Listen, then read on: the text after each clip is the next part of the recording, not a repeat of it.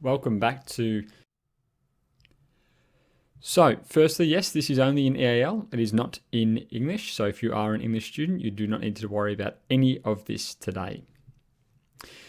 Firstly, the questions are worth 25% in the SAC and 50% in the exam. So what that means is the essay is far more important in the SAC, but in the exam, the essay is equally weighted to the questions, which is really interesting. And obviously the spread of marks is very minimal in the exam. So this is the fourth year, we're in 2020. So this is the fourth year we've had analysing argument questions. And each year the range of marks has been very small. So a lot of students have ended up getting 10 out of 10 for this section. So what are some general tips? The first one is to look at the weighting of each question. So some questions are worth more marks than others.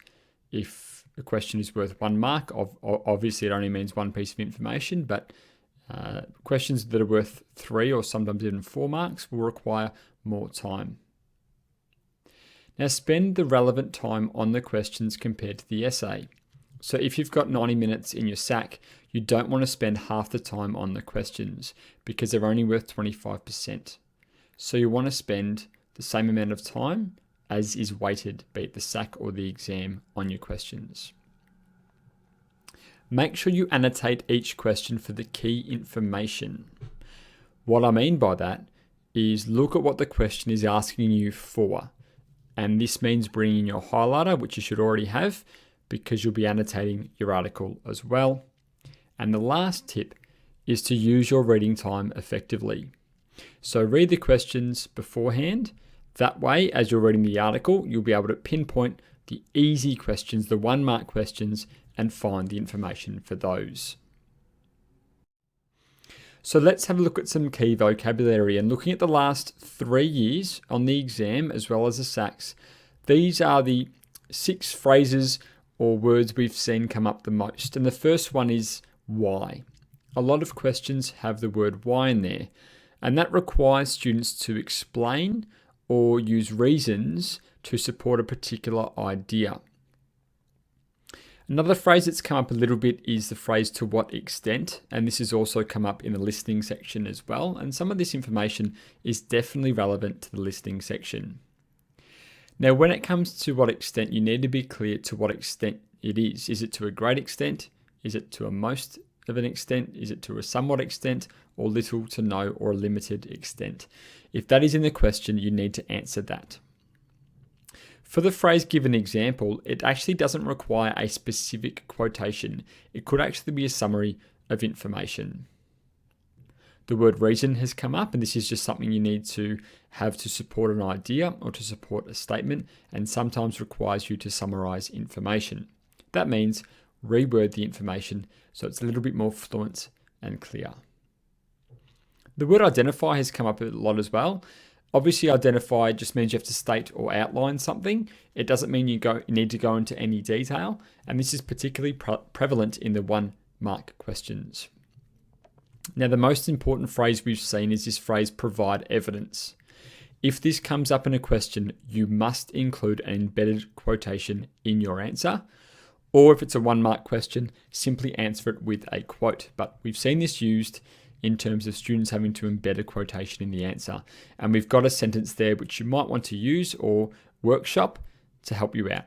So author claims or states the quotation in expressing or exploring, and then you insert your idea. So what should you be looking for when it comes to reading the questions? Well, the first one is which article they are referring to. Now, VCEAL have been a little bit tricky in the past. They focused the first couple of questions on the first article, then moved to the second article, then gone back to the first article. So be really clear on this. Highlight which article they are referring to, and they might do this by stating the author's name or the text type. Look at how many marks the question is worth. If it's only worth 1 mark, more often than not, it just requires a dot point. Be careful and watch out for double-barreled questions. This means questions where they're looking for 2, sometimes 3 pieces of information. Be really careful with these. Look, as we explained before, whether evidence needs to be included or not. And based on recent history, we know that that phrase provide evidence is included in there. It could also be, provide a quotation. And watch out for inference questions. And these have come up a couple of times. These are questions where the information is not explicitly stated in the article. You need to use the information from the article, you need to analyze it yourself and infer what it means in order to answer a question. These are used by VCE EAL in order to extrapolate the data a little bit more. So let's have a look at the first exam that had the questions, and that was the 2017 exam. I'd like you to read these questions and highlight the important information or annotate the question to work out what needs to be answered here. Pause the video if you'd like to highlight this information.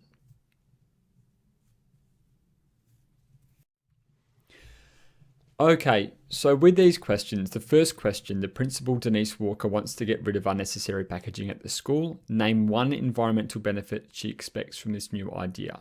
So this is from that first text from the website, and you're looking to name one environmental benefit. That's a dot point, that's 1 mark. Question B, identify one change the principal would like made by the parents and their children and the staff.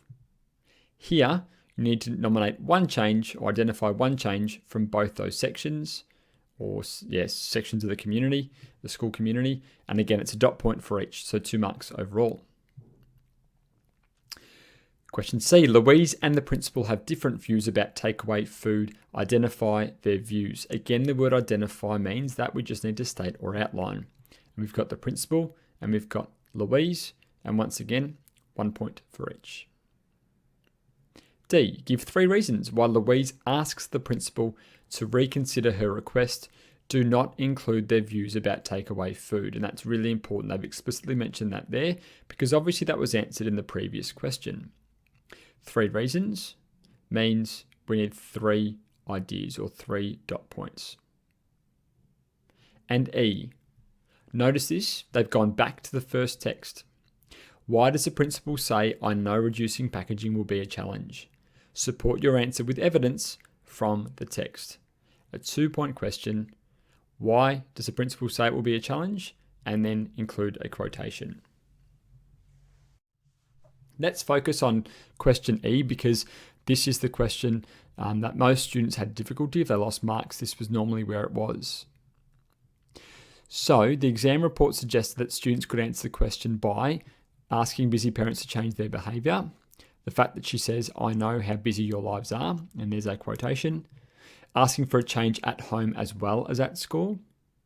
Recognition that packaging was part of everyday life or was very convenient.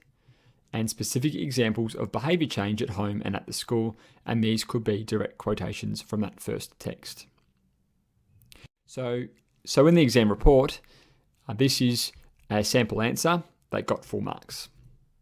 The principal says reducing packaging will be a challenge because she acknowledges that parents have busy lives. She also says that she hopes to influence the staff. The term hope suggests that she recognises the difficulties in reducing packaging. So here we've got a couple of quotations included, but again, you only needed to include 1 quotation along with that reducing packaging will be a challenge. If you included that, that wouldn't count because that was obviously in the question. So that is how you would have gotten 2 marks because she understands that parents have busy lives, and then a quotation about what she wants to do. Let's now have a look at the 2019 exam. Once again, I'd like you to read through the 5 questions and to highlight the key information to showcase that you know what the examiners want you to answer. I'll give you a moment to do this.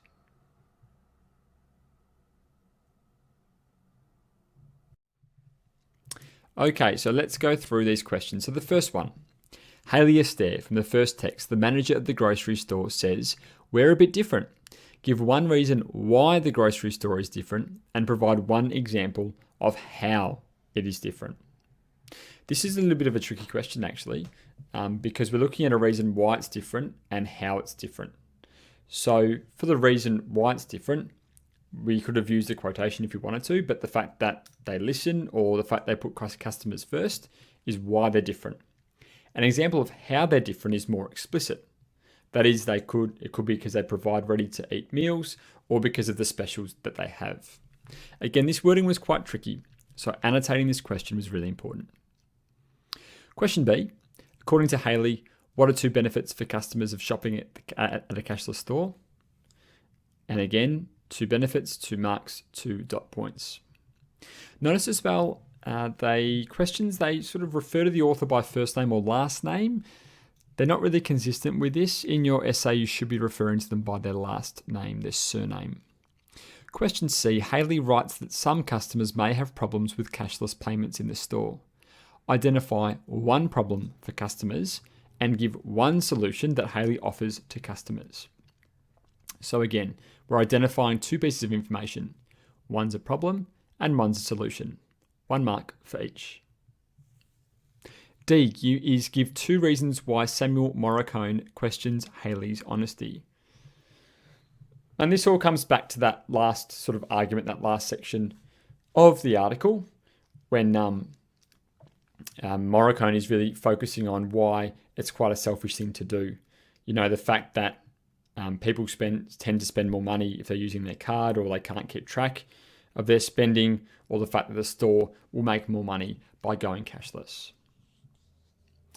And question E, according to Samuel, some people will be disadvantaged by the change.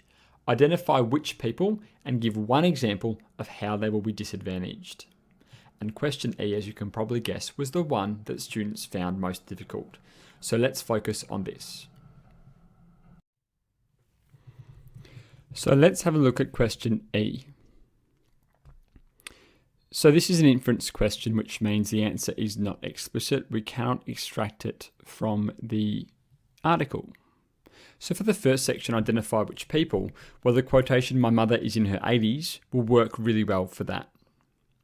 For the 1 example of how they'll be disadvantaged, the 2 quotations I would be looking at is the fact that she knows exactly how much money she has in her purse and she spends it carefully, and the quotation, this move says to people like her that they don't matter.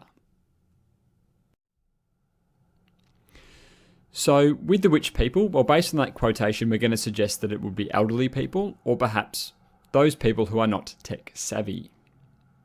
For the example of how they will be disadvantaged, well, it could be the fact they won't be able to shop at the store because they're not used to the cashless system, or they won't feel in control of their money because of that reason as well. So let's have a think about the key takeouts. Well, the first one is definitely to read the questions carefully during your reading time. Make sure you're spending an appropriate time on the question section as well. So on the SAC, only 25% of your time should be spent on the questions. Perhaps in the exam, you might want to spend a little bit more time. Remember to look at the weighting of each question as well. So if it's worth 1 mark, it's 1 dot point. If it's worth 3 or 4 marks, you're going to need to go into more detail. Make sure you include evidence when necessary. And again, we've noticed in the last 3 years that historically the word evidence needs to be used in the question, or if it's used in the question, you need to include a quotation in your answer. And the last one is to look out for inference questions. These are what are going to separate the high students from the medium students. My advice is to practice these as often as possible, and they also appear in the listening section for the SAC and the exam. The more practice you get on these, the better you'll go. That's all we have time for on today's episode. Feel free to subscribe to the channel, or you can check out the 6Ps podcast, which is on Apple Podcasts, Spotify, or wherever you get your podcasts from. We'll see you next time.